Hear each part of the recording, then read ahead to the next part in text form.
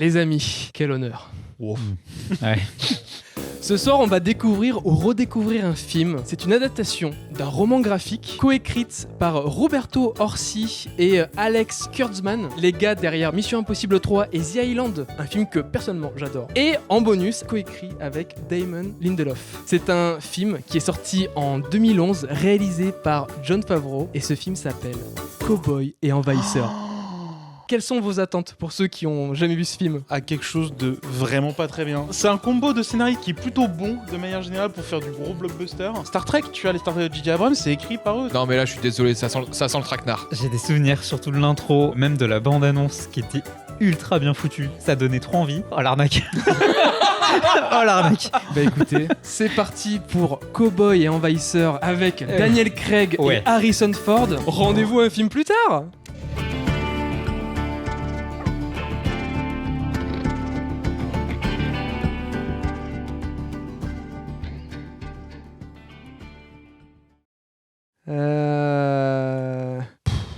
Ouais. Je comprends pourquoi je m'en souviens encore. Ma vie m'a paru moins longue que ce film. Excusez-moi, y a-t-il des envahisseurs dans votre film d'envahisseurs ? C'est un scam ce film. Le film débute un peu comme dans un jeu vidéo ou comme un Zelda. Il y a un mec qui se réveille, il est amnésique, un personnage interprété par Daniel Craig. Il est au milieu du désert et à son bras, il y a un mystérieux Bracelet.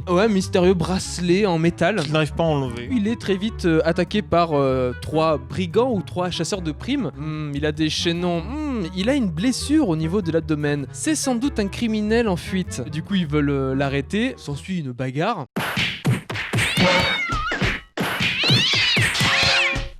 Où il les démonte. Il a oublié toute sa vie, toute sa mémoire, mais par contre il a pas oublié comment se battre. Hein. Mais il a oublié aussi qu'il avait mal. Il doit regarder sa blessure pour se rappeler que ah oui, c'est vrai, j'ai mal. Comment guérir ça ? Avec un peu d'alcool.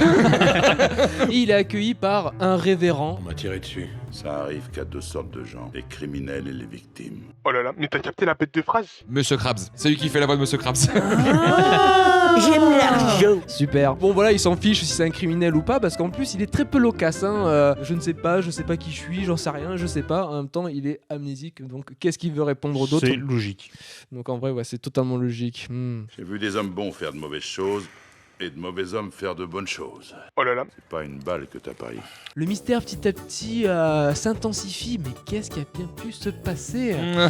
En plus, on l'a pas dit, mais on a vu la version longue. 15 minutes, ressenti 2 heures. Vous aurez ajouté 5 secondes dans tous les plans. Le monteur s'est dit...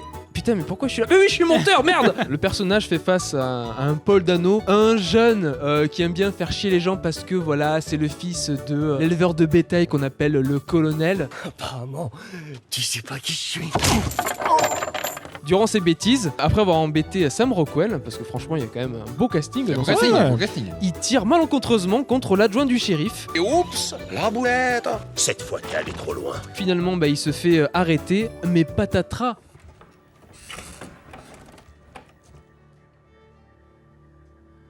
Jack Lonergan. Daniel Craig qui se fait arrêter parce qu'on se rend compte que Il est recherché. Pour meurtre. Tintintin. Nom de Dieu de merde. en fait le héros ne serait-il pas si gentil que ça. Tintintin. Et du coup ils se font arrêter tous les deux. Paul Dano s'en prend plein la gueule, vraiment c'est... Drôle. En étant dans la diligence, du coup les deux criminels doivent être amenés à une nouvelle ville, mais en fait ils se font attaquer. Par une force Oh. inconnue, les aliens. Tintintin.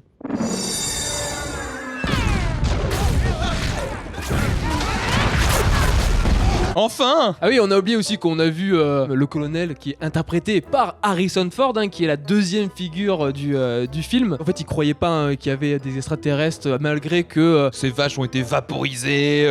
Et que vraiment t'as un de ces mecs qui est allé chier dans la rivière. Et puis à ce moment-là, il y a eu l'explosion. Moi je dis... La paix a fait de vous des larves. On est présenté aussi à Ella, je crois, le personnage joué par Olivia Wilde. Ouais, qui arrête pas de regarder étrangement Daniel Craig, genre je te connais, mais on en saura plus tard dans le film. C'est parce que c'est une femme mystérieuse.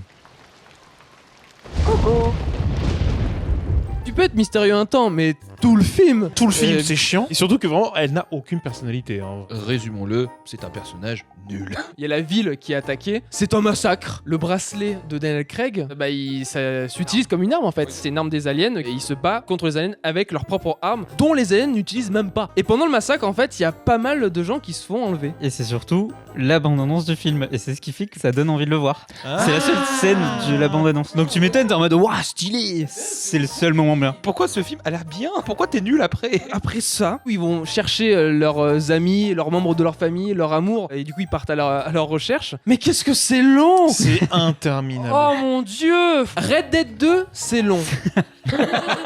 Mais le jeu a quelque chose à raconter. C'est dans la lenteur que tu apprends à connaître les personnages, que tu apprends à connaître le groupe. Là, tu t'en bats les couilles parce que les personnages, ils ont rien à dire. Tu te fais chier. Le monteur oublie qu'il a été embauché pour monter, que t'aies des plans. Ils ont déroché en fait. C'est le bab. C'est un bab. Le film est interminable et il n'utilise jamais son concept. Tu t'attends à Cowboy versus Envahisseur, T'as des cowboys. tout est chiant. Soit tu assumes le côté série B à fond, ou sinon tu fais un film à la guerre des mondes avec un vrai film de survie. Parce que moi je m'attendais pas à ce que ce soit une traque pour sauver les gens, tu vois. Je m'attendais vraiment à ce qu'il y ait les envahisseurs et que les gens du Far West font en sorte de survivre face à ça avec les moyens du bord. Ça peut être un peu plus intéressant. Mais en fait, ça m'a donné envie de voir Prey. Là, on résume un peu, mais en gros, t'as la première attaque. Ils veulent aller chercher les kidnappés. Ouais. 1h30 pour aller chercher les kidnappés. T'as 1h30 de vide. Ils rajoutent des intrigues, des sous-intrigues où en fait tu t'en bats les couilles. Le personnage retrouve son ancienne équipe, son ancien gang. ouais. Donc t'as quand même la confrontation parce que t'as un nouveau chef qui a pris la place du chef, le calife à la place du calife. Mais en vrai, qu'est-ce qu'on s'en bat les couilles? Parce qu'en fait, on sait que tous ces gens-là, ça va devenir de la chair à canon peut-être pour la fin du film. C'est vraiment une sous-intrigue pour apporter des chevaux en plus pour la bataille finale, quoi. Et on apprend juste que Daniel Craig, il a perdu sa première meuf. Qui est blabla de How I Met Your Mother. Même là, on l'oublie tout le temps. Ils font une pause parce qu'ils trouvent un bateau Oui. à l'envers en plein milieu du désert. Je suis pas expert en bateau, mais celui-là, il me semble qu'il est à l'envers. C'est une scène où justement tu te dis ah, il y a un petit truc qui fait que c'est un peu intéressant. Où là, on voit pour la première fois les aliens. Alors, dans cette scène-là, ça peut passer. Parce que c'est dans le noir. Et le design peut, voilà. Et ensuite, tu les vois en plein jour plus tard. Oh, le design est affreux. On dirait des grosses sauterelles. Dans leur vaisseau, on dirait des libellules. Et ça, pourquoi pas? J'avoue, ça fait un son un peu sympa. C'est un peu impressionnant.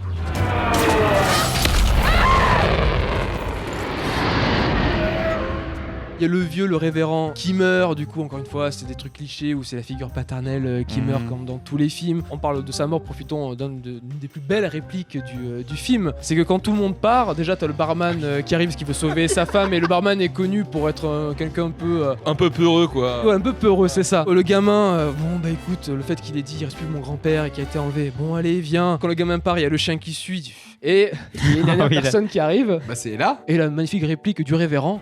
Il y a un gosse et un chien, pourquoi pas une femme? Vraiment un modèle de vie. C'était les mœurs de l'époque, écoute. Merci, monsieur le révérend. Merci les scénaristes. Alors par contre, j'ai une question. On apprend dans le film qu'en fait, eux aussi, les aliens recherchent de l'or. Pourquoi? Je crois qu'on a tous coupé à ce moment-là. C'est tout aussi rare pour eux que pour vous. Est-ce que vraiment on s'en foutrait pas? Non, mais tu comprends, en fait, les aliens, c'est un peu comme les Américains avec les Indiens, tu vois.